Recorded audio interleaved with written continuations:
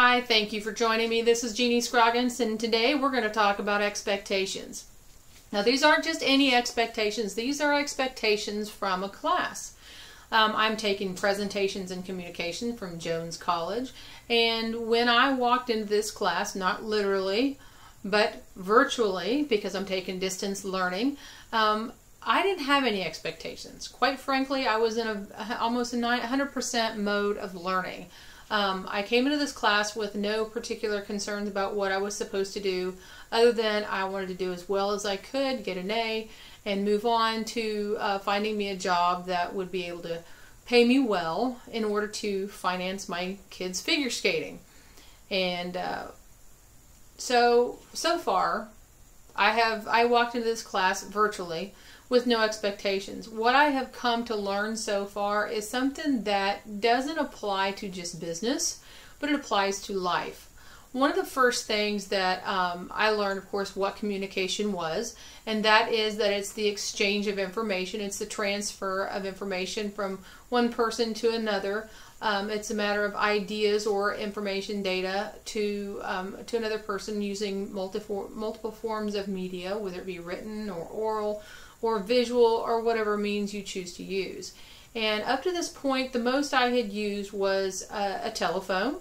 I had used face-to-face contact. I had used emails. I had used text messages, things of that nature. And it is my nature, my motto is 10 words or less.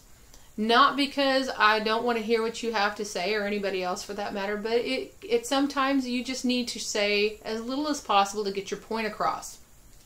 Which is why it's ironic that I have to stand here and talk to you for 5 to 7 minutes about communication. I feel like I'm having to make stuff up, but in fact, this is the truth about the situation. I have learned that it's very important to be honest and be concise at the same time. So one of the things that I have learned, besides what communication is and what it involves, is also professionalism. Some of the things that I hadn't actually taken into consideration for myself before, as well as even applying it to my kids, is I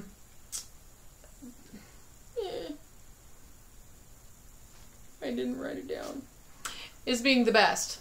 Being the best at everything you do, striving to be the top. And when you stop to think about everything that you're trying to accomplish in your life, what does that mean? In order to strive to be the best, you look around and look for opportunities for things that just are not going to allow you to do that best. Try to do things in the shortest amount of time, or do you try to do things in quality? That's a professional. And some of the things that you also take into consideration is to be a team player.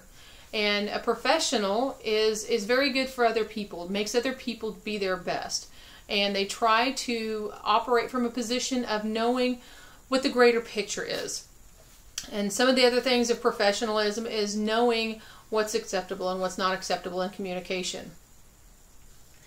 Some of the other things that I've learned also are the you attitude. Now, the you attitude takes the focus off of me talking about myself, and it puts it on you. And in this particular case, I'm talking to you about what I've learned from this class. It has been one of the most challenging things that I have had to learn. Not because it's difficult, because it is, but it's because it takes my personal weakness a step further. I have an issue with writing, even though I love to communicate and I like to talk to people and I like to explain things that I know. I like to enlighten people, if you will. But what I have a hard time doing sometimes is putting things in order, putting them into an order that makes sense. What I realized is communicating in this fashion, I have to know what I'm talking about, I have to put it in order, and then I have to be able to think about it on the spot. So there we have one medium that presents itself as a challenge for me. But it's in putting it in a way that, in my mind, is trying not to put you to sleep. Are you awake? Are you out there? Okay, good. Just checking. Another thing that I have learned in this class is listening skills. In order to be a good communicator, you need to be able to listen. And there is more than one way to listen. You listen for content, for the information that somebody else is presenting to you. And it's intentionally listening for keywords of the content that you're trying to learn. And it's critical listening. There's empathetic listening. And then there's also active listening. Now, me particularly, I listen for things, and I tend to respond with a quick wit and sarcasm, but that's just my skill.